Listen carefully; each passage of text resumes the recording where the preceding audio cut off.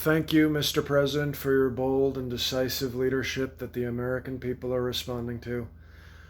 And I can say this, if there is anybody to get us out of this COVID crisis, it's Donald J. Trump. But right now, I want to talk about somebody a little more near and dear to my heart. In 1984, I was attending a Boy George concert with my friend Bruce, and I was disgusted by what I saw. Strong, virile male bodies glistening and dancing to that devil's music.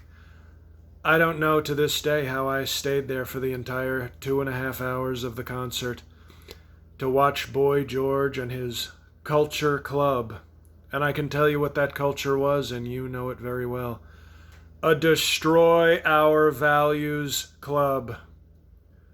So as I was leaving the arena that night to go pray for those strong, virile, sweaty young men, I locked eyes with a young woman who was yelling at people leaving the concert. She was there as part of a Christian protest group. And I locked eyes with that young woman, and she yelled at me to take the ball gag out of my mouth, and I did. Because I had never seen a fierceness of faith and conviction like I had seen in that young woman's eyes. And that young woman was Karen Batten. And I began the courting process with her. Now I know liberals and the San Francisco types might not know what courting is, but in Indiana we do things a little bit differently. So I began courting her and attending conversion therapy camps to get rid of that love of Boy George music. And Mr. President, I think you'd agree, Boy George is terrible music. Gaga is far superior.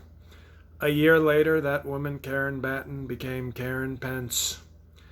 And ever since joining her in that powerful bond of Christian matrimony, I have been spreading her word at truck stops across this nation, getting our people to live a more faith-based life.